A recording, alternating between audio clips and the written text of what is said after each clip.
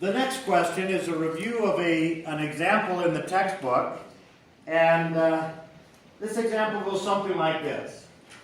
You agree to meet a friend at a restaurant in the middle of the day, and your friend's not there when you get there, so you get seated. The waiter brings you a glass of ice water. A single ice cube is in that glass, and the water level is right up to the brim. You wait and you wait and you wait in the heat of the day. Your friend never actually shows up. You got stood up, sorry. But during the course of waiting, that ice cube melts.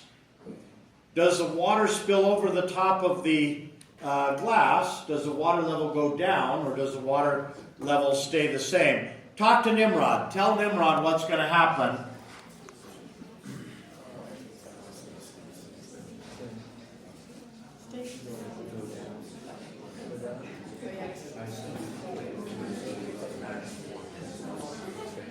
Okay. Now, let me address this problem a little bit differently than it's done in the book. Suppose I start with a very large bucket and I fill that bucket with water right up to the brim.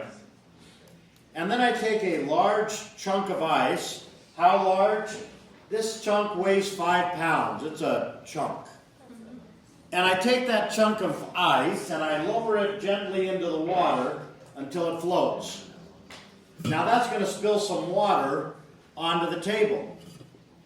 How much? How much water is going to spill out?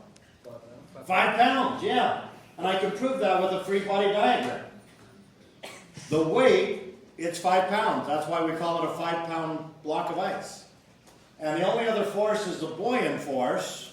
There's no acceleration, so it has to balance the weight. And that is the weight of the water that's been displaced. If you started with the bucket full at the top, displaced means spilled. So that means I've got 5 pounds of water sitting on the table. I lift up that block of ice, and now I've got room in that bucket for some more water. How much water? 5 pounds. And if I take that 5 pounds of ice and I hold it in the sun above the bucket, I'm going to melt it into 5 pounds of water. Drip, drip, drip, 5 pounds of water, and it'll be right up to the surface.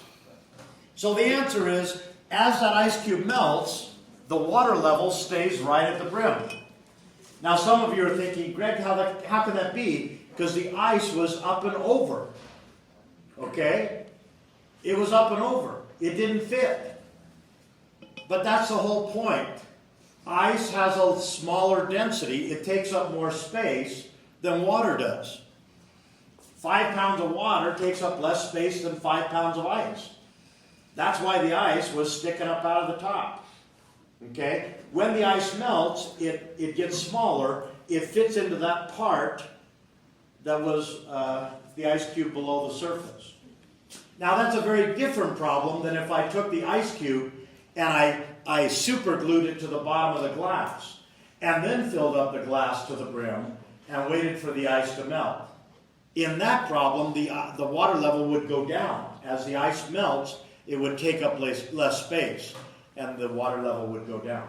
Okay? But that's a different problem than the one we were trying to solve. See if your neighbor's on the bus, please.